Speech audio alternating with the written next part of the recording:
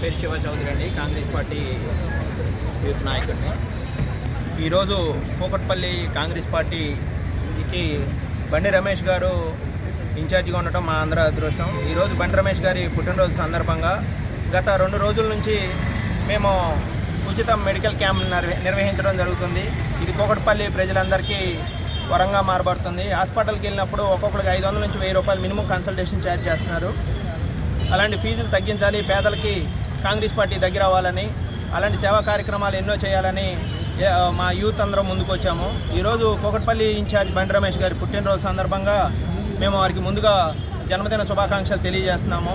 బడుగు బలహీన వర్గాల ఆశాజ్యోతి, పేదల పన్నిది నయా పీజేఆర్ మళ్ళీ పుట్టాడు జనంలో అని మేము అందరం అనుకుంటున్నాము. కాంగ్రెస్ పార్టీకి జవసత్వాలు లేని టైం నుంచి ఈరోజు యువ నాయకులను రెడీ చేయటం కానీ, కాంగ్రెస్లో ఐక్యతను ముందుకు తీసుకెళ్ళటం,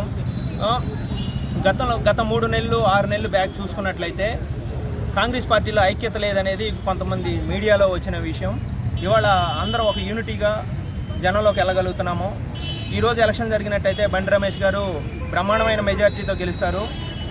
ఇలాంటి నాయకుడి దగ్గర మేము పనిచేయటం, మాలాంటి నాయకులనే తయారు చేయటం మా అదృష్టం.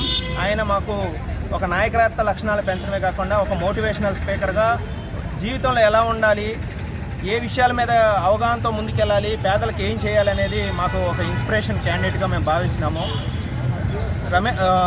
మన సీఎం రేవంత్ రెడ్డి గారికి ఈ విషయంలో మేము కృతజ్ఞత తెలియజేస్తున్నాం.